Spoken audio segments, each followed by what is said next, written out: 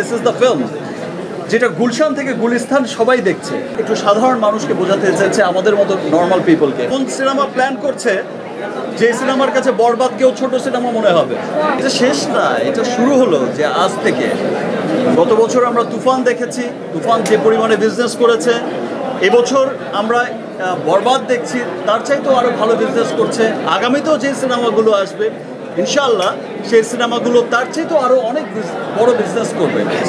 আমি যখন শুটিং করছিলাম এই কিছুদিন আগে, এই কয়েকদিন আগে, আমাকে কিছু মানুষ এসে যখন বলল, তারা সিনেমার কোর মানুষ, তারা যখন এসে বলল যে দিস ইজ দ্য ফিল্ম, যেটা গুলশান থেকে গুলিস্তান সবাই দেখছে।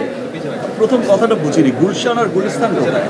দুই জায়গায় তো সিনেমা হল নেই, গুলশানও সিনেমা হল নেই, গুলিস্তানও সিনেমা হল নেই। ভাই ব্যাপারটা ওই রকম না, মানে গুলশান টু গুলিস্তান মানে সব শ্রেণীর মানুষ।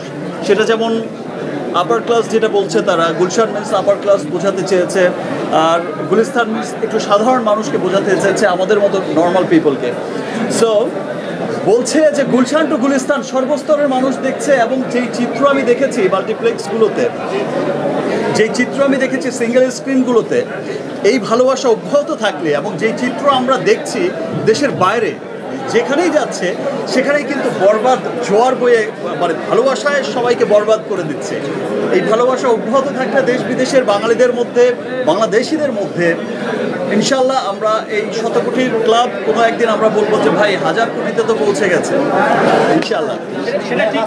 প্রিয়তমা ছাড়িয়ে গেছে হচ্ছে তুফান, তুফান ছাড়িয়ে গেলে বরবাদ, অনেকে তাণ্ডব কি বরবাদকেও ছাড়িয়ে সবার সময় কম আসলে ভিতরে আমরা তো আশা তো করি যে ছাড়িয়ে যাবে।